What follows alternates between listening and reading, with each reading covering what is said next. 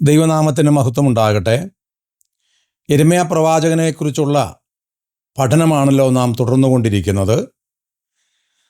ഒരു പുരോഹിത കുടുംബത്തിൽ, പ്രത്യേകിച്ച് അഹരോന്യ കുടുംബത്തിൽ ജനിച്ച യിരെമ്യാവ് എന്ന യുവാവ് പുരോഹിതനാകുവാനുള്ള എല്ലാ യോഗ്യതയും നേടിയവനും അതിനുള്ള പരിശീലനം നേടുകയും കഴിഞ്ഞ ശേഷം പുരോഹിതനായ ശുശ്രൂഷയ്ക്ക് വേണ്ടി ഒരുങ്ങുമ്പോഴാണ് ദൈവം അവനെ പ്രവാചകനായി നിയമിച്ചത് എന്ന് നാം കണ്ടു. അങ്ങനെ ദൈവത്തിൻ്റെ ആലോചന, ദൈവം പറഞ്ഞു കൊടുത്ത വചനം യഹൂദ ജനത്തോട് പ്രസ്താവിച്ചതുകൊണ്ട് യിരെമ്യാവ് അനുഭവിക്കേണ്ടി വന്ന കഷ്ടതകൾ എത്ര കഠിനമായിരുന്നു എന്നാണ് ഇതിനകം നമ്മൾ ചിന്തിച്ചത്. സ്വജനത്താലുണ്ടായ ഒറ്റപ്പെടലുകൾ, പിതൃഭവനക്കാരും സഹോദരന്മാരും സ്നേഹിതന്മാരും അവനെ ഒറ്റപ്പെടുത്തിയത്, ശാരീരികമായ പീഡ കൂടാതെ മാനസികമായിട്ട് അവനെ പീഡിപ്പിച്ചത്, അതെല്ലാം നമ്മളിതിനകം ചിന്തിച്ചു പോയി. എന്നാൽ ഇതുകൊണ്ടൊന്നും യിരെമ്യാവിനെ നിരാശപ്പെടുത്തുവാനോ അവൻ്റെ ശുശ്രൂഷകളെ ഇല്ലായ്മ ചെയ്യുവാനോ അവർക്ക് കഴിഞ്ഞില്ല. അതാണൊരു വലിയ വെല്ലുവിളിയായിട്ട് നമ്മൾ സ്വീകരിക്കുന്നത്. ഇതുകൊണ്ടൊന്നും യിരെമ്യാവ് തോറ്റ് പിന്മാറുന്നവനായിരുന്നില്ല. യിരെമ്യാവിന് ഒരു കാര്യം നല്ല നിശ്ചയമാണ്, ദൈവം അവനെ ശുശ്രൂഷകനായിട്ട് വിളിച്ചു, നിയമിച്ചു. പ്രവാചകനായിരിക്കുവാനുള്ള ദൈവത്തിൻ്റെ ഹിതം താൻ നിവർത്തിക്കണമെന്ന കാര്യത്തിൽ യിരെമ്യാവിന് ഒരു സംശയവും ഉണ്ടായില്ല. അതുകൊണ്ട് ഈ പ്രശ്നങ്ങളെയൊക്കെ യിരെമ്യാവ് അവഗണിച്ച് ശുശ്രൂഷയിൽ മുന്നേറിക്കൊണ്ടിരുന്നു. എന്നാൽ യിരെമ്യാവിനെ ഏറ്റവും കൂടുതൽ നിരാശപ്പെടുത്തിയ, ദുഃഖിപ്പിച്ച ഒരു സംഭവം നമ്മൾ ഇന്ന് ആ ഭാഗത്തേക്കാണ് വരുന്നത്. ദൈവവചനത്തോട് ബന്ധപ്പെട്ട് ദൈവജനത്തിൻ്റെ മനോഭാവം എന്തായിരുന്നു, തൻ്റെ പ്രസംഗത്തോട് അവരെങ്ങനെ പ്രതികരിച്ചു എന്നുള്ളത് യിരെമ്യാവിനെ സംബന്ധിച്ച് വളരെ നിരാശനാക്കി കളഞ്ഞു. അതാണ് നമ്മൾ ഇന്ന് നോക്കാനായിട്ട് ചിന്തിക്കുന്നത്. പ്രാരംഭമായിട്ട് നമുക്ക് യിരെമ്യാ പ്രവചനം 25-ാം അധ്യായം അതിൻ്റെ 3-ാമത്തെ വാക്യം നമുക്ക് വായിച്ച് കേൾക്കാം. യിരെമ്യാ പ്രവചനം 25-ാം അധ്യായം 3-ാമത്തെ വാക്യം. ആമോന്റെ മകനായി യഹൂദ രാജാവായ യോശിയാവിൻ്റെ 13-ാം ആണ്ട് മുതൽ ഇന്നുവരെ ഈ 23 സംവത്സരം യഹോവയുടെ വചനം എനിക്കുണ്ടാകുകയും ഞാൻ ഇടവിടാതെ നിങ്ങളോട് സംസാരിക്കുകയും ചെയ്തിട്ടും നിങ്ങൾ കേട്ടില്ല. 23 വർഷം യിരെമ്യാവ് ദൈവത്തിൻ്റെ അരുളപ്പാട് ദൈവജനമെന്നറിയപ്പെടുന്ന യഹൂദന്മാരോട് സംസാരിക്കുകയാണ്. ഏകദേശം 2.5 പതിറ്റാണ്ടോളം ദീർഘിച്ച ശുശ്രൂഷ. യിരെമ്യാവ് പറയുക, എന്നിട്ടും നിങ്ങളത് കേട്ടില്ല. ഒരു ശുശ്രൂഷകനെ സംബന്ധിച്ച് ഇതിനേക്കാൾ ദുഃഖകരമായ, സങ്കടകരമായ മറ്റൊരനുഭവമില്ല. ദൈവത്തിൻ്റെ അരുളപ്പാട് അറിയിക്കുക, കേൾക്കുന്ന ദൈവജനം അത് അംഗീകരിക്കാതിരിക്കുക. നമ്മുടെ വാക്കിൽ പറഞ്ഞാൽ സുവിശേഷ വിരോധികളായ ആളുകളോ അല്ലെങ്കിൽ രക്ഷിക്കപ്പെടാത്ത ആളുകളോ ദൈവജനവുമായി ബന്ധമില്ലാത്ത ആളുകളോ കർത്താവിൻ്റെ വചനം കേട്ടിട്ട് നിരാകരിച്ചു എന്ന് പറഞ്ഞാൽ നമുക്ക് സങ്കടമുണ്ട് എന്ന് വരികിലും അത് സഹിക്കാവുന്നതാണ്.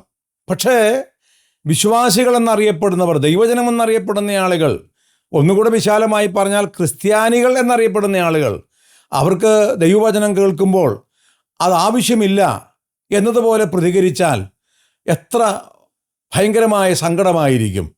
ഇവിടെ യഹൂദൻ്റെ ജീവവായു പോലെ അവൻ അനുഭവപ്പെടേണ്ട ദൈവവചനം 23 വർഷം സത്യപ്രവാചകൻ അറിയിച്ചിട്ട് അവർക്കത് കേൾക്കാൻ മനസ്സുണ്ടായില്ല. എന്ത് കഠിനമായ ഹൃദയമായിരുന്നു അവരുടേത് എന്ന് നമുക്ക് ഓർക്കാം. ഈ കാലത്തോട് വളരെ ചേർന്ന ഒരു കാലമാണ് യിരെമ്യാവിൻ്റെ കാലത്തെ സംഭവങ്ങൾ എന്ന് ഇതിനകമൊക്കെ പല പ്രാവശ്യം നമ്മൾ പറഞ്ഞതാണ്. ഈ അന്ത്യകാലവുമായിട്ട് വളരെ ബന്ധപ്പെട്ടിരിക്കുന്നു ആ പ്രാചീന കാലം. നമ്മൾ ആ ഭാഗത്തേക്ക് പിന്നീട് വരാം. നമുക്ക് 9-ാം അധ്യായത്തിലേക്ക് പോകണം. 13 മുതൽ 15 വരെയുള്ള വാക്യങ്ങൾ വായിക്കുന്നു. ദൈവവചനത്തോടുള്ള അവരുടെ മനോഭാവം എന്താണ് എന്ന് കാണിക്കുന്നതാണ് ഈ പ്രസ്താവനയൊക്കെ. 9-ാം അധ്യായം 13 മുതൽ 15 വരെയുള്ള വാക്യങ്ങൾ യിരെമ്യാ പ്രവചനം. യഹോവ അരുളി ചെയ്യുന്നത്, ഞാൻ അവരുടെ മുമ്പിൽ വെച്ച ന്യായപ്രമാണം അവർ ഉപേക്ഷിച്ച് എൻ്റെ വാക്ക് കേൾക്കുകയോ അതനുസരിച്ച് നടക്കുകയോ ചെയ്യാതെ തങ്ങളുടെ ഹൃദയത്തിൻ്റെ ശാഠ്യത്തെയും തങ്ങളുടെ പിതാക്കന്മാർ തങ്ങളെ അഭ്യസിപ്പിച്ച ബാൽ വിഗ്രഹങ്ങളെയും അനുസരിച്ച് നടന്നതുകൊണ്ട് ഇസ്രായേലിൻ്റെ ദൈവമായ സൈന്യങ്ങളുടെ യഹോവ ഇപ്രകാരം അരുളി ചെയ്യുന്നു, ഞാൻ ഈ ജനത്തെ കാഞ്ഞിരം കൊണ്ട് പോഷിപ്പിച്ച് നഞ്ചുവെള്ളം കുടിപ്പിക്കും. ദൈവം പറയുകയാ, ചെയ്യരുത് എന്ന് യിരെമ്യാവ് മുഖാന്തരം നിങ്ങളെ അറിയിച്ച എൻ്റെ വചനം നിങ്ങൾ അനുസരിക്കാതെ ബാൽ വിഗ്രഹങ്ങളെ സേവിച്ചുകൊണ്ട് ജീവിക്കുക. നിങ്ങളുടെ പിതാക്കന്മാരുടെ കാലം മുതൽ ഞാൻ നിങ്ങളോട് സംസാരിച്ചു കൊണ്ടിരിക്കുന്നു, എന്നിട്ടും നിങ്ങൾക്ക് എൻ്റെ അരുളപ്പാടിനോട് യാതൊരു ഭയവുമില്ല. അങ്ങനെ ദൈവവചനം കേട്ടിട്ട് അനുസരിക്കുന്നില്ല എന്ന് മാത്രമല്ല, വചനത്തിന് വിരുദ്ധമായ പ്രവൃത്തികൾ അവർ ചെയ്തുകൊണ്ടിരിക്കുകയാണ്. ആശ്ചര്യകരമായ മറ്റൊരു പ്രസ്താവന കൂടെ നിങ്ങൾ നോക്കുക. 17-ാം അധ്യായം 15-ാം വാക്യം, യിരെമ്യാവിൻ്റെ പ്രവചനം. ഇത് അല്പം കൂടെ കഠിനമായ പ്രയോഗമാണ്. 17-15 യഹൂദ ജനത്തിൻ്റെ മനോഭാവം ദൈവവചനത്തോട് ബന്ധപ്പെട്ട്. അവർ എന്നോട്, യഹോവയുടെ വചനം എവിടെ, അത് വരട്ടെ എന്ന് പറയുന്നു. അവർ എന്നോട് എന്ന് പറഞ്ഞാൽ യഹൂദ ജാതി എന്നോട്.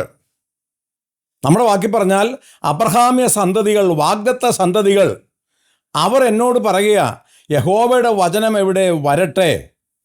യിരെമ്യാവ് ഓലോലം കണ്ണുനീർ വാർത്തുകൊണ്ട് മാറത്തടിച്ചുകൊണ്ട് യിരെമ്യാവ് പ്രസംഗിക്കുകയാണ്.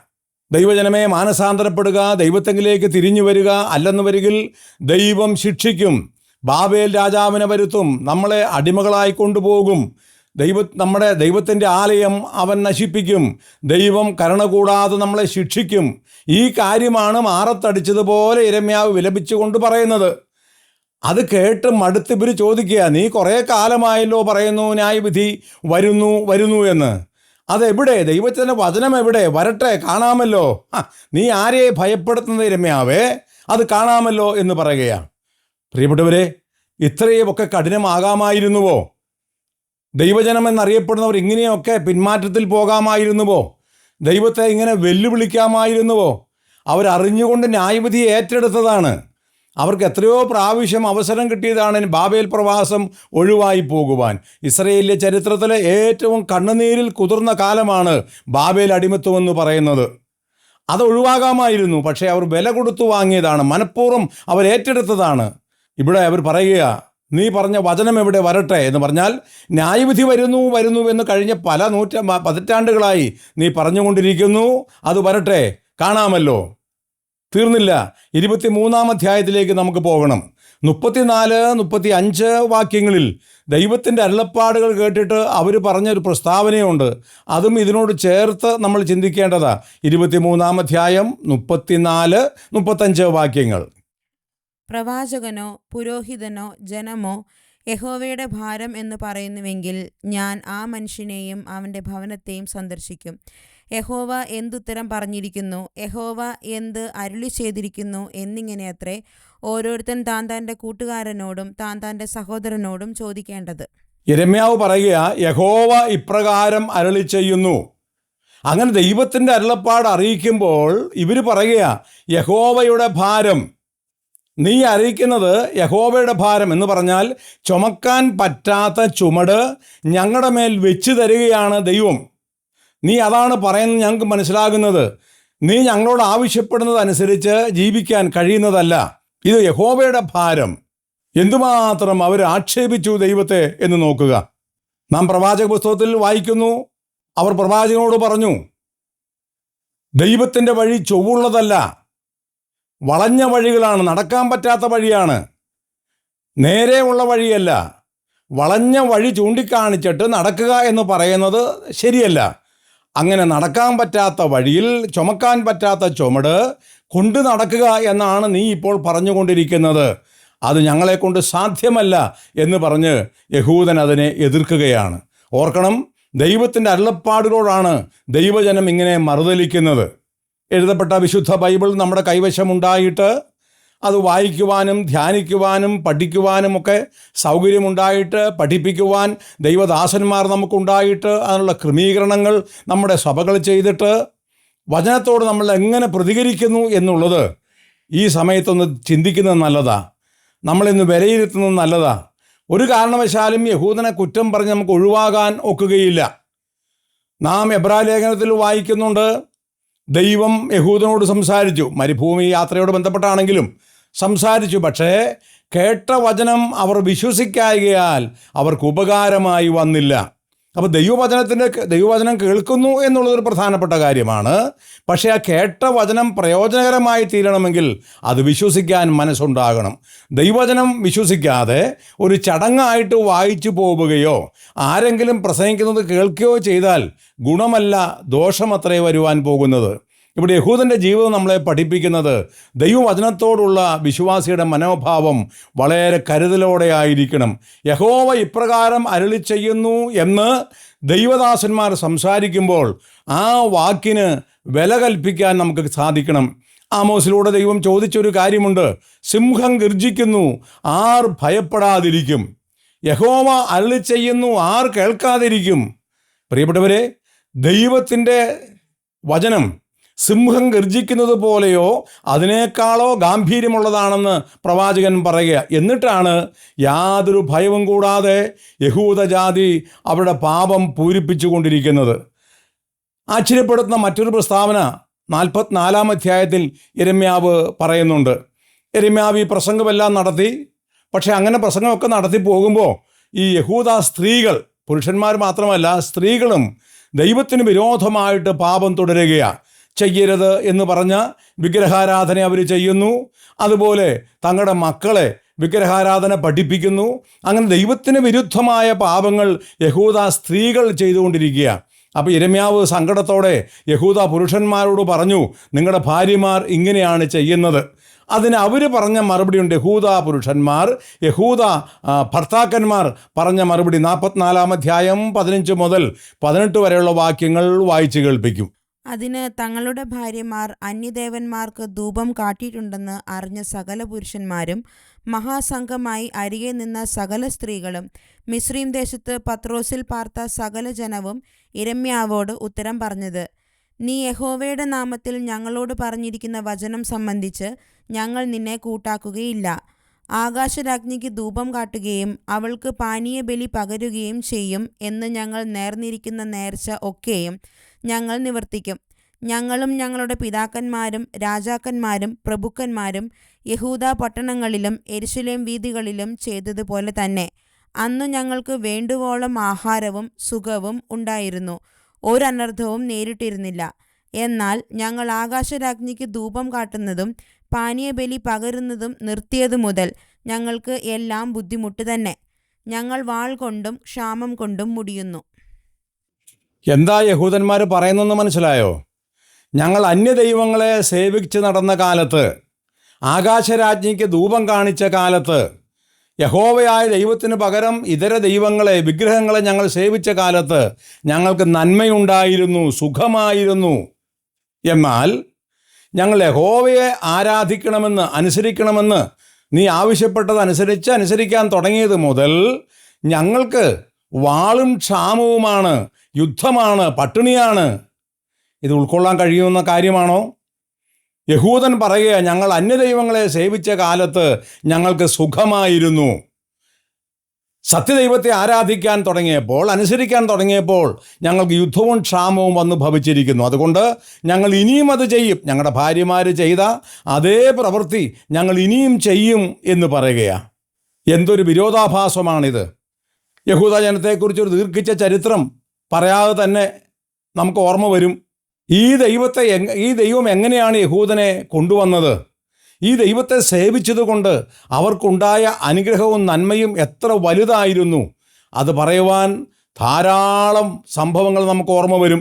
മിസ്രയീമിലെ അടിമകളായി കഴിഞ്ഞ ഈ വർഗം വെറും അടിമവേല, വിറക് കൊടുക്കാതെ ഇഷ്ടിക ചുടണമെന്ന് പോലും പറഞ്ഞ ഫറവോൻ, ആ അടിമത്വത്തിൽ നിന്ന് ആൺമക്കളെ ആരെയും ജീവനോടെ ശേഷിപ്പിക്കാതെ കൊന്നുകളഞ്ഞ ആ കാലത്ത് ദൈവം കരുണ തോന്നി മോശയെയും അഹ്റോനെയും അവിടേക്ക് അയച്ച് നമ്മൾ അറിയുന്നത് പോലെ 10 ബാധകൾ നടത്തി ഫറവോൻ്റെ മുമ്പിൽ നിന്നും ഈ ലക്ഷക്കണക്കിന് ജനത്തെ ദൈവം കൊണ്ടുവന്ന ചരിത്രം ആരെയും ആവേശം കൊള്ളിക്കുന്നതാണ്. ചെങ്കടലിൽ അവർ മുങ്ങിത്താണ് പോകേണ്ടതായിരുന്നു. എന്നാൽ ദൈവം ചെങ്കടൽ 2ആക്കി മാറ്റി ഉണങ്ങിയ നിലത്തൂടെ എന്നവണ്ണം ലക്ഷക്കണക്കിന് ഇസ്രായേൽ ജാതിയെ കൊണ്ടുവന്നത്. പുറകെ വന്ന ഫറവോയും അവൻ്റെ സൈന്യവും ചെങ്കടലിൽ മുങ്ങിത്താണ് ചത്തത്. ഇതൊക്കെ നമുക്ക് ഓർമ്മ വരുന്ന കാര്യങ്ങളാണ്. പിന്നീട് 40ഓളം വർഷം മരുഭൂമിയിൽ യാതൊരു ദോഷവും തട്ടാതെ ജീവിച്ചു എന്ന് മാത്രമല്ല, അവർക്ക് കഴിക്കുവാനുള്ള ആഹാരം ആഗ്രഹിച്ചതുപോലെ മധുരമുള്ള മന്നയും പോഷകമൂല്യമുള്ള കാടപ്പക്ഷിയും വയറ് നിറയെ ദൈവം അവർക്ക് കൊടുത്തു. നമുക്കിതറിയാം. ലോകത്തിലെ ഒരു ജാതിക്കും കൊടുക്കാത്ത ദൈവീക പ്രമാണം, ന്യായപ്രമാണം ആ യാത്രയിൽ ദൈവം അവർക്ക് നൽകി. അങ്ങനെ ദൈവം വേറിട്ട് തിരിച്ചു കൊണ്ടുവന്നൊരു ജനം, തന്നെ ആരാധിക്കുവാൻ അവർക്ക് സമാഗമന കൂടാരം ദൈവം അനുവദിച്ചു കൊടുത്തു. യാഗമർപ്പിക്കുവാനുള്ള പ്രമാണങ്ങൾ നൽകി. അങ്ങനെ ദൈവം എന്തുമാത്രം അവരെ കരുതി. നമ്മൾ വായിക്കുന്നത്, ഒരമ്മ കുഞ്ഞിനെ കൊണ്ടുവരുന്നത് പോലെ ദൈവം അവരെ കൊണ്ടുവന്നു. മറ്റൊരു വാക്കിൽ വായിക്കുന്നത്, ഒരു കഴുകൻ തൻ്റെ ചിറകിൽ കുഞ്ഞുങ്ങളെ കൊണ്ടുവരുന്നത് പോലെ അവരെ കൊണ്ടുവന്നു. ഈ 40 വർഷത്തെ ചരിത്രം മാത്രം നമ്മൾ പഠിച്ചാൽ മതി, അന്ന് ഞങ്ങൾക്ക് എന്തോ ഒരു ഗുണം എന്ന് ചോദിച്ച ഈ നന്ദി കെട്ടവരുടെ വാക്കിൻ്റെ അർത്ഥശൂന്യത മനസ്സിലാക്കാനായിട്ട്.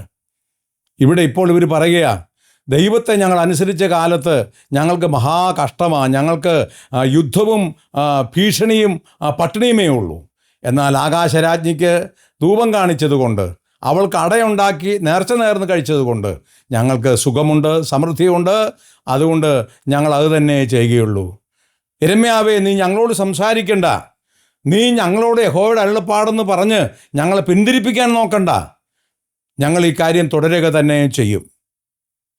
ഇതിൻ്റെ ഭയാനകത എത്ര വലുതാണെന്ന് ഞാൻ പറയാതെ തന്നെ നിങ്ങൾക്ക് മനസ്സിലാകും. ദൈവം നമ്മളെ സഹായിക്കേണ്ടതുണ്ട്. ഇങ്ങനെയുള്ള ഒരു ഹൃദയ സ്ഥിതിയിലേക്ക്, ശൂന്യതയിലേക്ക്, കാഠിന്യത്തിലേക്ക് ആരും പോകാതിരിക്കട്ടെ. ദൈവത്തെ ഇങ്ങനെ വെല്ലുവിളിക്കാൻ നമുക്ക് ഇടവരാതിരിക്കട്ടെ. ദൈവം കരുണയുള്ളവനാണ്, ദൈവം ക്ഷമിക്കുന്നവനാണ്, ദീർഘമായി ക്ഷമിക്കുന്നവനാണ്, പിന്നെയും ക്ഷമിക്കുന്നവനാണ്. പക്ഷേ ദൈവം എന്നേക്കും ക്ഷമിക്കയില്ല. പാപത്തെ കണ്ടുവെച്ച് ശിക്ഷിക്കുന്നവനാണ് ദൈവം. അവൻ കരുണ കൂടാതെ ശിക്ഷിച്ചു കളയും. അതുകൊണ്ട് യഹൂദൻ നമുക്കൊരു ഗുണപാഠമായിരിക്കണം, ഒരു മുന്നറിയിപ്പായിരിക്കണം, ഭയനിർദ്ദേശമായിരിക്കണം. യഹൂദൻ്റെ ചരിത്രം അതിനാണ് തിരുവെഴുത്തിൽ നമുക്ക് രേഖപ്പെടുത്തി കിട്ടിയിട്ടുള്ളത്. നമുക്ക് ബുദ്ധിയുപദേശത്തിനു വേണ്ടി അത് രേഖയാക്കി തന്നുവെന്നാണ് പൗലോസ് അപ്പോസ്തലൻ എഴുതിയിട്ടുള്ളത്. ഇത്രയും കേട്ടപ്പം നമുക്ക് തോന്നിക്കാണും, യിരെമ്യാവിൻ്റെ കാലത്തല്ലേ അങ്ങനെ സംഭവിച്ചത്, എന്നാൽ മറ്റ് പ്രവാചകന്മാരുടെ കാലത്ത് ഒരുവൻ നന്നായി കാണും എന്ന് നമുക്ക് സംശയം തോന്നും. ആശ്ചര്യമെന്ന് പറയുന്നത്, ബാബേൽ പ്രവാസകാലത്തു പോലും ഇവർക്ക് ദൈവവചനം വേണ്ടായിരുന്നു എന്ന. ദൈവത്തിൻ്റെ തിരുവെഴുത്തിനെ അവർ ധിക്കരിച്ചതുകൊണ്ട്, അരുളപ്പാടിനെ ധിക്കരിച്ചതുകൊണ്ട് അവർ ബാബേലിൽ അടിമകളായി പോകേണ്ടി വന്നു. ദൈവദാസന്മാരെ അവർക്ക് വേണ്ടാതിരുന്നത് കൊണ്ട് ദൈവം പിന്നെയും അവരോട് കരുണ കാണിച്ചെങ്കിലും അവർ മാനസാന്തരപ്പെടാകിയാൽ അവർ ബാബേലിൽ അടിമകളായി കഴിയുക. ആ ഭാഗത്തേക്കൊന്ന് വരിക നമ്മൾ. അങ്ങനെ ബാബേലിൽ കഴിയുമ്പോൾ ദൈവത്തിന് പിന്നെയും അവരോട് കരുണ തോന്നി. ഇത് വായിക്കുമ്പോൾ നമ്മൾ അത്ഭുതത്തോടെ ഓർക്കുന്നത്, ഈ ദൈവം, നമ്മുടെ ദൈവം എത്രയോ കൃപയുള്ള ദൈവമാ, കരുണയുള്ള ദൈവമാ, എത്ര ദീർഘമായി ക്ഷമിക്കുന്നവനാ. ഈ നന്ദികേടെല്ലാം കാണിച്ചിട്ടും പിന്നെയും ഈ ജനത്തെ ഈ ദൈവമല്ലാതെ ആരെങ്കിലും സ്നേഹിക്കുമോ? നമ്മൾ ആശ്ചര്യത്തോടെ ഓർക്കുന്നത്, ബാബേൽ അടിമത്വത്തിൽ ദൈവവചനം വേണ്ടാതെ, ദൈവത്തിൻ്റെ അരുളപ്പാടുകൾ വേണ്ടാതെ പ്രവാചകന്മാരെ അപമാനിച്ച് നിന്ദിച്ച് കൊന്ന് അതിൻ്റെ ശിക്ഷ എന്ന വണ്ണം ബാബേൽ അടിമത്വത്തിലേക്ക് പോയ അവരെ പിന്നെയും ദൈവം സ്നേഹിച്ച് തൻ്റെ ദാസന്മാരെ അവരുടെ അടുക്കിലേക്ക് അയച്ചു. അതിലൊരാളാണല്ലോ യഗസ്കേൽ പ്രവാചകൻ. ആ യഗസ്കേൽ പ്രവാചകൻ ഒരു ജീവിതം മുഴുവൻ കർത്താവിന് വേണ്ടി മാറ്റിവെച്ചു എന്ന് പറഞ്ഞാൽ പോരാ, കനത്ത വില കൊടുത്തുകൊണ്ടാണ് ആ മനുഷ്യൻ ശുശ്രൂഷ ചെയ്തത്. തൻ്റെ ഏറ്റവും കൂടുതൽ താൻ സ്നേഹിച്ചിരുന്ന തൻ്റെ ഭാര്യയെ പോലും ദൈവം അപ്രതീക്ഷിതമെന്ന വണ്ണം പറഞ്ഞ് അവനെ കൊന്നു. എന്നിട്ട് പറഞ്ഞു, മനുഷ്യപുത്ര, ഞാൻ പറയുന്നത് നീ അനുസരിക്കണം. ദൈവത്തെ അനുസരിക്കുന്ന ഒരുവൻ എങ്ങനെ ആയിരിക്കുമെന്ന് എൻ്റെ ജനത്തെ ഞാൻ പഠിപ്പിക്കാൻ പോകുകയാണ്. അങ്ങനെ ഒരു അടയാളമാക്കി വെക്കേണ്ടതിന് യഗസ്കേലിനെ ദൈവം നടത്തിയ വഴികൾ. നമ്മളിപ്പോൾ ആ ഭാഗത്തേക്ക് അങ്ങനെ പോകാൻ നമുക്ക് നിവൃത്തിയില്ല. എന്നാൽ അങ്ങനെ ഒരു ഭാഗത്ത് ജീവിതം ബലി കൊടുത്തുകൊണ്ടും മറുഭാഗത്ത് കണ്ണുനീർ കുടിച്ചുകൊണ്ടും യഗസ്കേൽ ശുശ്രൂഷിക്കുക. അങ്ങനെ ശുശ്രൂഷിക്കുമ്പോൾ, അങ്ങനെ പ്രസംഗിക്കുമ്പോൾ അപമാനിച്ചുകൊണ്ട്, ആക്ഷേപിച്ചുകൊണ്ട് യഹൂദന്മാർ വന്ന് യഗസ്കേൽ പ്രവാചകനോട് പറഞ്ഞ ഒരു പ്രസ്താവനയുണ്ട്. അവനെ അപമാനിച്ചുകൊണ്ട് പറയുക. യഗസ്കേൽ പ്രവാചകൻ്റെ പുസ്തകം 33-ാം അധ്യായം 30 മുതൽ 32 വരെയുള്ള വാക്യങ്ങൾ. അത് വായിക്കുമ്പോൾ എങ്ങനെയാണ് ഈ ഹീനജാതി പ്രവാചകന്മാരോട് പെരുമാറിയത് എന്ന് അവർ ബാബേൽ പ്രവാസത്തിലും വെളിപ്പെടുത്തുകയാണ്. യഗസ്കേലിൻ്റെ പ്രവചനം 33-ാം അധ്യായം 30 മുതലുള്ള വാക്യങ്ങൾ. മനുഷ്യപുത്ര, നിന്റെ സ്വജാതിക്കാർ മതിലുകൾക്കരികത്തും വീട്ടുവാതിൽക്കലും വെച്ച് നിന്നെക്കുറിച്ച് സംഭാഷിച്ച് യഹോവയിങ്കൽ നിന്നുണ്ടായ അരുളപ്പാട് എന്തെന്ന് വന്ന് കേൾപ്പിൻ എന്ന് തമ്മിലും ഓരോരുത്തൻ താന്താൻ്റെ സഹോദരനോടും പറയുന്നു. സംഘം കൂടി വരുന്നതുപോലെ അവർ നിന്റെ അടുക്കൽ വന്നു എൻ്റെ ജനമായിട്ട് നിന്റെ മുമ്പിലിരുന്ന് നിന്റെ വചനങ്ങളെ കേൾക്കുന്നു. എന്നാൽ അവർ അവയെ ചെയ്യുന്നില്ല. വായ്കൊണ്ട് അവർ വളരെ സ്നേഹം കാണിക്കുന്നു, ഹൃദയമോ ദുരാഗ്രഹത്തെ പിന്തുടരുന്നു. നീ അവർക്ക് മധുരസ്വരവും വാദ്യനൈപുണ്യവും ഉള്ള ഒരുത്തൻ്റെ പ്രേമഗീതം പോലെ ഇരിക്കുന്നു. അത് പ്രത്യേകം ശ്രദ്ധിക്കണമേ. നീ അവർക്ക് മധുരസ്വരവും വാദ്യനൈപുണ്യവും ഉള്ള ഒരുത്തന്റെ പ്രേമഗീതം പോലിരിക്കുന്നു. യഹസ്കേല് ദൈവത്തിന്റെ അരുളപ്പാട് കനത്ത വില കൊടുത്ത് അറിയിച്ചുകൊണ്ടിരിക്കുമ്പോൾ കേട്ട ആളുകൾ ഹാസ്യമാക്കി വന്ന് പറയുക, പ്രവാചക, നല്ല പ്രേമഗീതം പോലെ ഉണ്ട് നിന്റെ പ്രസംഗം കേട്ടിട്ട്. വിലാപകാവ്യം ചൊല്ലേണ്ടവര്, വിലാപഗീതം പാടേണ്ടവര്, ഹൃദയം മുറിഞ്ഞ് ദൈവസന്നിധിയിൽ വിലപിക്കേണ്ട ആളുകൾ, അവർക്കിപ്പോൾ ഈ പ്രവാചകന്റെ വാക്കുകൾ പ്രേമഗീതം പോലെ തോന്നുക, കയ്പായിട്ട് അനുഭവപ്പെടുന്നു. ഒന്ന് ആലോചിച്ച് നോക്കിക്കേ, ഇതെന്തൊരു ദുഃഖകരമായ സ്ഥിതിയാ. ഇനി തീർന്നില്ല. യെശയ്യാ പ്രവാചകന്റെ പുസ്തകം 30-ാം അധ്യായത്തിലേക്ക് വരുന്നു. 10-11 വാക്യങ്ങൾ വായിക്കുമ്പോൾ യെശയ്യാവിൻ്റെ കാലത്ത് ജീവിച്ചിരുന്ന യഹൂദജാതി ആ പ്രവാചകനോട് എന്തു പറഞ്ഞു എന്ന് നോക്കുക. 30-ാം അധ്യായം 10-11 വാക്യങ്ങൾ, യെശയ്യാവിൻ്റെ പ്രവചനം. അവർ ദർശകന്മാരോട് ദർശിക്കരുത്, പ്രവാചകന്മാരോട് നേരുള്ളത് ഞങ്ങളോട് പ്രവചിക്കരുത്. മധുരവാക്ക് ഞങ്ങളോട് സംസാരിപ്പിൻ, വ്യാജങ്ങളെ പ്രവചിപ്പിൻ, വഴിവിട്ട് നടപ്പിൻ, പാത തെറ്റി നടപ്പിൻ, ഇസ്രായേലിൻ്റെ പരിശുദ്ധനെ ഞങ്ങളുടെ മുമ്പിൽ നിന്ന് നീങ്ങുമാറാക്കുവിൻ എന്ന് പറയുന്നു. ഇസ്രായേൽ ദൈവജനം എന്താ വന്ന് പറഞ്ഞെന്ന് മനസ്സിലായോ? ഞങ്ങളോട് മധുരവാക്ക് പറയുവിൻ, കയ്പുള്ള വാക്ക് പറയല്ലേ, മധുരവാക്ക് പറവിൻ, വഴിവിട്ട് നടക്കാൻ ഞങ്ങളോട് പറയുക, ഞങ്ങൾ വഴിതെറ്റി നടന്നോളാം. ഇസ്രായേലിൻ്റെ പരിശുദ്ധനെ ഞങ്ങളുടെ മുമ്പിൽ നിന്നും മാറ്റിക്കളയുക. അതൊക്കെ വളരെ വിശാലമായി വിവരിക്കേണ്ട വിഷയമാണ്. എന്ന് പറഞ്ഞാൽ ദൈവം ഇപ്രകാരം അരുളി ചെയ്യുന്നു, യഹോവ ഇപ്രകാരം അരുളി ചെയ്യുന്നു, സൈന്യങ്ങൾ ദൈവമായ യഹോവ അരുളി ചെയ്യുന്നു. അത്ര ഹൃദയഭേദകമായ പ്രസ്താവന നടത്തുമ്പോൾ അവർ പറയുക, ഇസ്രായേലിൻ്റെ പരിശുദ്ധനെ ഞങ്ങളുടെ മുമ്പിൽ നിന്നും മാറ്റിക്കളയുക. ഇപ്പോൾ നമുക്ക് തോന്നുന്നില്ല വാസ്തവത്തിൽ അന്നത്തേക്കാൾ നല്ല കാലം ഈ കാലമാണെന്ന്? എനിക്കും അങ്ങനെ ആശ്വാസം തോന്നുന്നു. പലപ്പോഴും നിരാശപ്പെടുകയും വചനത്തെ വേണ്ടാത്ത ജനവർഗമായിട്ട് നമ്മൾ പലരും മാറിയല്ലോ എന്ന് പരിതപിക്കുകയും ചെയ്യുന്നിടത്താണ് ഈ പഴയ നിയമ സംഭവങ്ങൾ നമ്മെ ധൈര്യപ്പെടുത്തുന്നത്. എന്തുമാത്രം അപഹസിച്ചു, എന്തുമാത്രം പരിഹസിച്ചു, ദൈവദാസന്മാരെ എന്തുമാത്രം പുച്ഛിച്ചു, എത്ര അവഹേളിച്ചുകൊണ്ടാണ് അന്ന് യഹൂദാജനം പെരുമാറിയത്. തീർന്നില്ല. ഇനി ആമോസിൻ്റെ പ്രവചനത്തിന് ഒരു ഭാഗം കൂടെ നമുക്ക് നോക്കണം. 2-ാം അധ്യായം അതിൻ്റെ 11-12 വാക്യം വായിക്കും. ആമോസിൻ്റെ പ്രവചനം.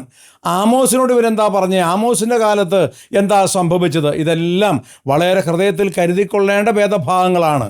ആമോസിൻ്റെ കാലത്ത് ഇതേ നന്ദി കെട്ട ജനം എങ്ങനെയാണ് ദൈവത്തിൻ്റെ അരുളപ്പാടിനോട് പ്രതികരിച്ചത്? ഞാൻ നിങ്ങളുടെ പുത്രന്മാരിൽ ചിലരെ പ്രവാചകന്മാരായും നിങ്ങളുടെ യൗവനക്കാരിൽ ചിലരെ വൃദ്ധസ്ഥന്മാരായും എഴുന്നേൽപ്പിച്ചു. അങ്ങനെ തന്നെ അല്ലയോ ഇസ്രായേൽ മക്കളെ എന്ന് യഹോവയുടെ അരുളപ്പാട്. എന്നാൽ നിങ്ങൾ വൃദ്ധസ്ഥന്മാർക്ക് വീഞ്ഞു കുടിപ്പാൻ കൊടുക്കുകയും പ്രവാചകന്മാരോട് പ്രവചിക്കരുത് എന്ന് കൽപ്പിക്കുകയും ചെയ്തു. ദൈവം ചോദിക്കുക, എൻ്റെ മക്കളെ, ഞാൻ നിങ്ങളുടെ കുഞ്ഞുങ്ങളിൽ ചിലരെ എൻ്റെ ശുശ്രൂഷകരായിട്ട് വിളിച്ചില്ലേ? പ്രവാചകന്മാരായിട്ട് വിളിച്ചില്ലേ? നിയമിച്ചില്ലേ?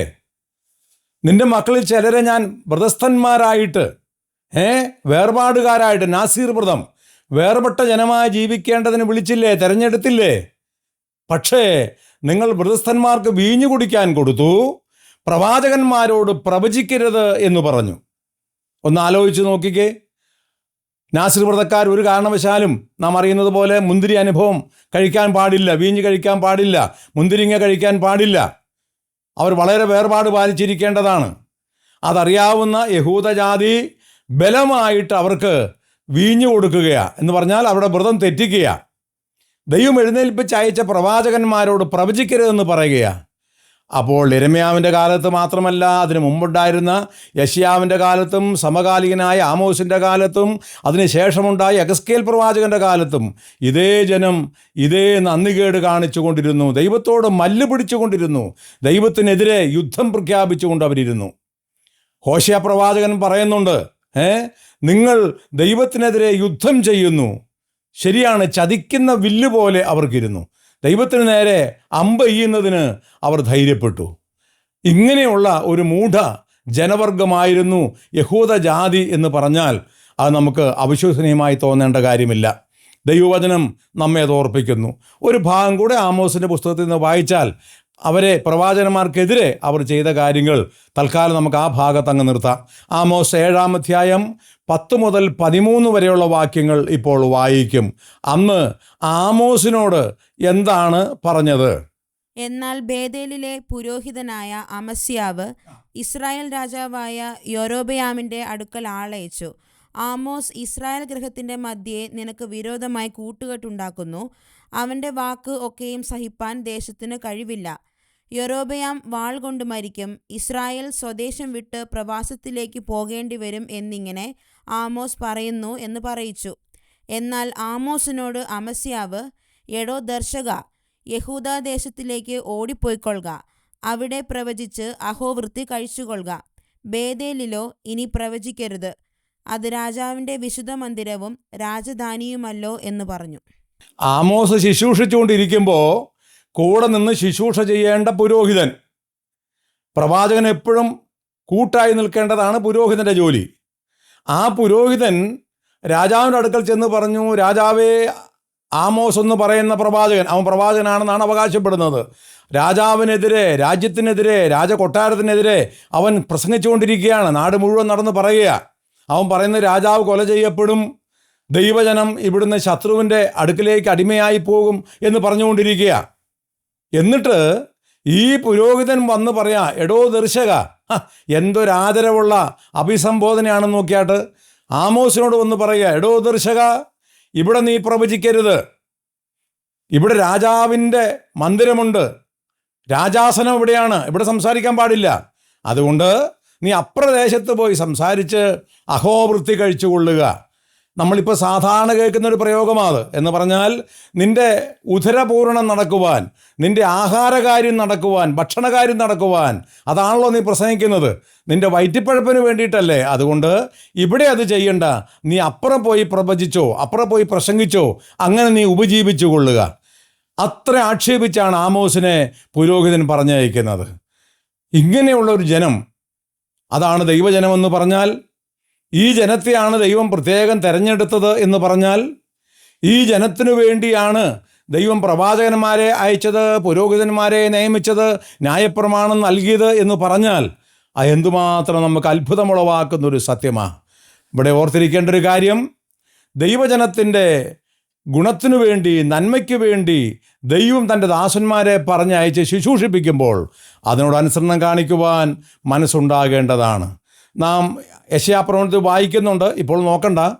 അവിടെ പരിശുദ്ധാത്മാവ് പറഞ്ഞിരിക്കുന്നത്, യഹോവ ഉന്നതനും ഉയർന്നിരിക്കുന്നവനുമാണ്, എന്നാൽ തൻ്റെ വചനത്തിങ്കിൽ വിറയ്ക്കുന്ന മനുഷ്യനെ അവൻ കടാക്ഷിക്കുന്നു. ദൈവം എത്രയോ ഉന്നതനാണ്, സർവജ്ഞാനിയായ ദൈവമാണ്, സർവവ്യാപിയായ ദൈവമാണ്. പക്ഷേ ആ ദൈവം പാവപ്പെട്ടവരെ കടാക്ഷിക്കുന്നു എന്ന് പറഞ്ഞാൽ, ദൈവവചനത്തിങ്കിൽ വിറയ്ക്കുന്ന സാധു എവിടെയുണ്ടോ അവനെ ആ ദൈവം കടാക്ഷിക്കും. 119-ാം സങ്കീർത്തനം, അത് മുഴുവൻ നമുക്കറിയാം, ദൈവത്തിൻ്റെ വിശുദ്ധ വചനത്തെക്കുറിച്ചുള്ള വിവരണമാണ്. അവിടെ നമ്മൾ വായിക്കുന്നുണ്ട്, ദൈവത്തിൻ്റെ വചനം കേട്ടിട്ട് സങ്കീർത്തനക്കാരന് ഭയമുണ്ടായി എന്നവൻ പറയുന്നത്.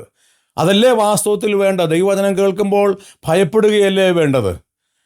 കർത്താവായ യേശു ക്രിസ്തുവിൻ്റെ ക്രൂശീകരണ സംഭവം നമുക്ക് വളരെ പരിചിതമാണ്. അവിടെ നമുക്ക് ആശ്ചര്യം വരുന്നത്, നമ്മുടെ കർത്താവ് ക്രൂശിൽ 3 ആണികളിൽ തൂങ്ങിക്കിടന്ന് ഒടുവിൽ അലറിക്കരഞ്ഞ് പ്രാണനെ വിടിഞ്ഞു. നമ്മുടെ കർത്താവ് കുരിശിൽ തൂങ്ങിക്കിടന്ന് കരയുന്നത് കാണുവാൻ അന്ന് ശേഷിയുണ്ടായിരുന്നില്ല ആളുകൾക്ക്, മറ്റുള്ളവർക്ക്. പക്ഷേ യഹൂദൻ എന്ന സ്വന്തം ജനം, അവൻ ദുരാലോചന ആലോചിച്ച് കള്ളസാക്ഷികളെ നിരത്തി, റോമൻ ഗവർണറെ കൈക്കൂലി കൊടുത്ത് സ്വാധീനിച്ച് ഭയപ്പെടുത്തി, അങ്ങനെയാണ് വിധി നേടി യേശുവിനെ ക്രൂശിക്കാൻ കൊണ്ടുപോയത്. നാം അറിയുന്നത് പോലെ യേശുവിനെ ക്രൂശിൽ തറച്ചു കൊന്നു. യേശു മരിച്ചത് കാണുവാൻ അന്ന് സൂര്യന് കഴിഞ്ഞില്ല. സൂര്യൻ ഇരുണ്ടുപോയി, സൂര്യൻ കണ്ണടച്ചു പോയി. യേശു മരിച്ചത് കാണുവാൻ പാറയ്ക്ക് കഴിഞ്ഞില്ല. യേശുവിൻ്റെ കരച്ചിലിന് മുമ്പിൽ പാറ പിളർന്നു, കല്ലറ തുറന്നു. നമ്മൾ അങ്ങനെ സുവിശേഷങ്ങളിൽ വായിക്കുന്നുണ്ട്. യേശു മരിച്ചപ്പോൾ സൂര്യൻ ഇരുണ്ടു പോവുക, പാറ പിളരുക, കല്ലറ തുറക്കുക, മരിച്ചവർ ഉയർത്തെഴുന്നേൽക്കുക, അത്ഭുതകരമായ പ്രകൃതിയിലെ സംഭവങ്ങൾ. പക്ഷേ ഇതൊന്നും കണ്ടിട്ടും നന്ദിയില്ലാത്ത മനുഷ്യൻ, അവൻ്റെ ഹൃദയത്തിൽ യാതൊരു ചലനവും ഉണ്ടായില്ല. എന്താ നമ്മൾ പഠിക്കുന്നത്? ന്യായപ്രമാണം കൈവശമുണ്ടായിരുന്ന യെരുശലേം ആലയത്തിൽ യാഗമർപ്പിച്ച് ദൈവത്തെ ആരാധിക്കുന്നു എന്നവകാശപ്പെട്ട അബ്രഹാമ്യ സന്തതികൾക്ക് ദൈവപുത്രൻ്റെ വിലാപം കേട്ടിട്ട്, അവൻ മരിക്കുന്നത് കണ്ടിട്ട് അവൻ്റെ നെഞ്ചുലഞ്ഞില്ല, അവൻ്റെ ചങ്ക് പിടഞ്ഞില്ല, അവന് വേദന തോന്നിയില്ല. അവർ സന്തോഷിച്ചു, അവർ ആർത്തട്ടഹസിച്ചു. യേശുവിൻ്റെ കഥ ഇതോടെ കഴിഞ്ഞു എന്ന് വിചാരിച്ച് അവനെ അവർ അപമാനിച്ചു പോയി. നമ്മൾ ഓർത്തിരിക്കണം, ഏത് കാലത്തും ഇത് ബുദ്ധി ഉപദേശമാണ്. ദൈവത്തിൻ്റെ ശബ്ദം കേൾക്കുമ്പോൾ പാറകൾക്ക് സഹിക്കാൻ കഴിഞ്ഞെന്ന് വരികയില്ല. നാം വായിക്കുന്നല്ലോ, യഹോവയുടെ ശബ്ദം മാൻപേടകളെ പ്രസവിപ്പിക്കുമാറാക്കുന്നു. യഹോവയുടെ ശബ്ദം വനത്തിലെ ദേവദാരുവിൻ്റെ തോലുരിക്കുന്നു. യഹോവയുടെ ശബ്ദം അത്ര ഭയാനകമാണ്, അത്ര ഗംഭീരമാണ്. പക്ഷേ ആ ശബ്ദം യഹൂദനെ സംബന്ധിച്ച് അവന് പരിഹാസത്തിന് മാത്രം ഉതകുന്നതായി മാറി. അതായിരുന്നു ആ നന്ദികെട്ട ജനത്തിൻ്റെ പ്രകൃതം എന്ന് പറയുന്നത്. നാം തിരുവെഴുത്തിൽ വായിക്കുന്നു, ദൈവം ആകാശത്തെയും ഭൂമിയെയും ഇവരിലൊക്കെയും തൻ്റെ വചനത്താൽ സൃഷ്ടിച്ചു. യോഹന്നാൻ സുവിശേഷത്തിലും നമ്മളത് കാണുന്നുണ്ട്. ആദിയിൽ വചനമുണ്ടായിരുന്നു, വചനം ദൈവത്തോടു കൂടെ ആയിരുന്നു എന്ന് പറഞ്ഞു വന്നിട്ട് ആ വചനത്താലാണ് ഇത് മുഴുവൻ ഉളവാക്കിയത് എന്ന് നമ്മൾ വായിക്കുന്നു. അപ്പോൾ ദൈവവചനത്തിൻ്റെ ഗാംഭീര്യം, ദൈവവചനത്തിൻ്റെ ശക്തി, അതിൻ്റെ വ്യാപനം എത്ര വലുതാണ്. പക്ഷേ ആ വചനം അറിയിച്ചിട്ട് യഹൂദന് വേണ്ടായിരുന്നു. ഒടുവിലാണ് ദൈവപുത്രൻ, വചനമായിരുന്നവൻ മനുഷ്യനായി ഭൂമിയിലേക്ക് വന്നത്. പ്രവാചകന്മാരെ അവർക്ക് വേണ്ട, ന്യായപ്രമാണം വേണ്ട, ദൈവത്തിൻ്റെ കൽപ്പന വേണ്ട എന്ന് വന്നപ്പോൾ, എന്നിട്ടും അവരെ കൈവിട്ട് കളയാൻ മനസ്സില്ലാതെ ദൈവം താൻ തന്നെ മനുഷ്യനായി അവരുടെ മധ്യത്തിലേക്ക് വന്നു. നാം വായിക്കുന്നല്ലോ വേദപുസ്തകത്തിൽ, അവൻ സ്വന്തത്തിലേക്ക് വന്നു, സ്വന്തമായവരോ അവനെ കൈക്കൊണ്ടില്ല. ആ ജാതിയാണ് യഹൂദൻ. യെരുശലേമേ, യെരുശലേമേ, നിന്നെ ചേർത്തുകൊള്ളുവാൻ എത്രയോ വട്ടം എനിക്ക് മനസ്സായിരുന്നു. കോഴി തൻ്റെ കുഞ്ഞുങ്ങളെ ചെറുകൻ കീഴിൽ ചേർക്കുന്നത് പോലെ എനിക്ക് നിന്നെ എൻ്റെ അടുക്കൽ ചേർത്തുകൊള്ളുവാൻ എത്രയോ വട്ടം മനസ്സായിരുന്നു, നിങ്ങൾക്കോ മനസ്സായില്ല. അങ്ങനെ ദൈവത്തെയും ദൈവവചനത്തെയും ഒടുവിൽ ദൈവപുത്രനെയും നിഷേധിച്ചുകൊണ്ടാണ് യഹൂദജാതി അവരുടെ പാപം പൂരിപ്പിച്ചത്. യെരമ്യാവിൻ്റെ കാലത്തെ സംഭവങ്ങൾ നമ്മെ പഠിപ്പിക്കുന്ന ഗുണപാഠം, നമുക്ക് തരുന്ന ഭയനിർദ്ദേശം, ദൈവവചനത്തോട് അനാദരവ് കാണിക്കരുത്. ദൈവവചനം കൈവശമുണ്ടെന്ന് കരുതി അഹങ്കരിച്ച് ജീവിക്കേണ്ടതല്ല. പകരം ദൈവത്തിൻ്റെ വചനത്തോട് അർഹിക്കുന്ന ഗൗരവം കാണിച്ച് ദൈവവചനത്താൽ നമ്മുടെ ജീവിതം കരുപ്പിടിപ്പിക്കാൻ സാധിക്കണം. വചനത്താൽ വീണ്ടും ജനിക്കുക വചനത്താൽ സാധിക്കേണ്ട ഒന്നാമത്തെ കാര്യമാണ്. ദൈവവചനപ്രകാരം തന്നെ വേർപെടുക വചനം നമ്മളെ പഠിപ്പിക്കുന്ന ഉപദേശമാണ്. ദൈവവചനത്താൽ തന്നെ അവനെ ആരാധിക്കുക ആത്മാവിനും സത്യത്തിലും വചനം നമ്മളോടത് കൽപ്പിക്കുന്നു. അങ്ങനെ ദൈവവചനപ്രകാരമുള്ള ആത്മജനനവും വചനപ്രകാരമുള്ള വേർപാടും വചനപ്രകാരമുള്ള ആരാധനയും വചനപ്രകാരമുള്ള സുവിശേഷ വേലയും നമ്മിൽ നിന്ന് കർത്താവ് പ്രതീക്ഷിക്കുന്നു. അങ്ങനെ ഒരു ജീവിതം ദൈവം നമ്മിൽ നിന്ന് പ്രതീക്ഷിക്കുന്നു. ഇവിടെ ഇപ്പോൾ നമ്മൾ അവസാനിപ്പിക്കുമ്പോൾ കർത്താവ് അനുവദിക്കുന്ന പക്ഷം ഇതിൻ്റെ ബാക്കി നമ്മൾ വരും ദിവസം ചിന്തിക്കുന്നതാണ്. കർത്താവ് ഈ കാര്യത്തിൽ എന്നെയും നിങ്ങളെയും സഹായിക്കട്ടെ. വചനത്തോട് നിശ്ചയമായും നമുക്ക് ആദരവുണ്ടാകട്ടെ. ദൈവവചനത്തോട് ഭയം നമുക്കുണ്ടാകട്ടെ. യഹോവ അരുളി ചെയ്യുന്നു എന്ന് കേൾക്കുമ്പോൾ മറുതലിക്കാതെ അത് അംഗീകരിക്കുവാനുള്ള അനുസരിക്കുവാനുള്ള പ്രതിബദ്ധത നമുക്കുണ്ട് എന്നറിഞ്ഞ് ദൈവവചനത്തോട് നമുക്ക് ആമേൻ പറയാം. അതാണ് കർത്താവ് ഇന്ന് നമ്മിൽ നിന്നും പ്രതീക്ഷിക്കുന്നത്. ഇവിടെ ഇപ്പോൾ അവസാനിപ്പിക്കുന്നു. എല്ലാവരെയും ദൈവം അനുഗ്രഹിക്കുമാറാകട്ടെ.